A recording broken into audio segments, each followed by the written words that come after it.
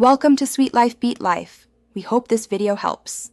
You start by importing your short and a draft transcript so you can work fast. This prevents guesswork later. Open your editor or upload to the platform and confirm the clip is vertical and under 60 seconds. Once done, set project FPS to match the source, because misaligned timing creates caption drift. If you used auto-transcribe, skim and correct major errors now. If you don't, create a rough manual transcript to speedline timing during the next step. Now you'll convert lines into timed captions. Break the transcript into small chunks that fit a single screen read and place each caption where the corresponding audio begins. This keeps lip sync and readability aligned. Make sure most lines stay 2-4 seconds on screen, shorter for fast phrases, longer for statements.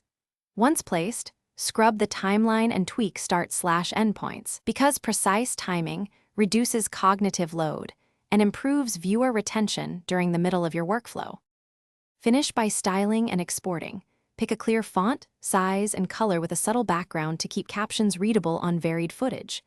Decide whether to burn captions into the video or export an SRT file. Platforms differ, so match their requirements. Export and test on an actual phone to confirm timing and visibility. If captions are off, reopen your timeline, verify FPS and codec, and resync with small 0.25-second nudges. That usually fixes drift quickly. Thanks for watching.